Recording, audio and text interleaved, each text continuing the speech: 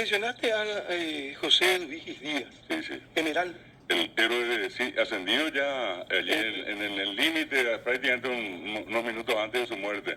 A él le amputaron una pierna y consecuencia de eso se desangró y falleció. Él, hablando claro, Carlos, el único oficial victorioso en la guerra de la Triple Alianza. Esa batalla contundente fue ganada por el Paraguay, la única en toda la historia de la Triple Alianza, así en grande. Curupaití, estamos hablando de Curupaití.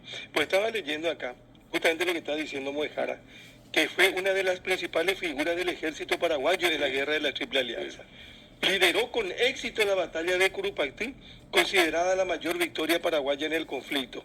En su honor, diversas instituciones y lugares en Paraguay llevan su nombre. El Colegio de Policía, por ejemplo, lleva el nombre del general de brigada, José Vigis Díaz. Hay una localidad, creo que en Ñembucú, también, que se llama General Díaz. Lleva.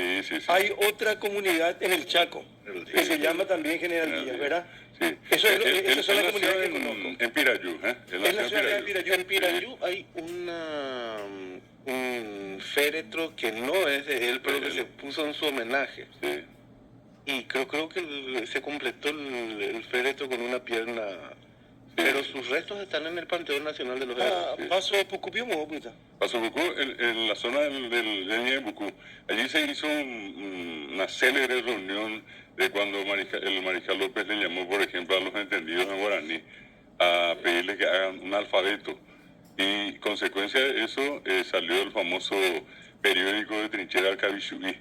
Gracias a que un grupo de entendidos en el tema se juntaron allí a pedido de López, que tomó al guaraní como una herramienta estratégica en la comunicación. Y en ese periódico, grandes de ese tiempo como Natalicio María Talavera llegaron a publicar una serie de poesías que se burlaban del enemigo. Dice una: Bojapri añarimbaco y arinda yehuí, o yugaba janga, ca y yaguá jambopi. Pedro II, el caí Bartolomitre, Yaguá, Venancio Flores, Bopí, la Triple Alianza Guá. Así se burlaba Natalicio de María Talavera de las cabezas de la Triple Alianza, de Pedro II, de Bartolomé Mitre y de Venancio Flores, quienes habían suscrito el tratado secreto de la Triple Alianza para masacrar al Paraguay.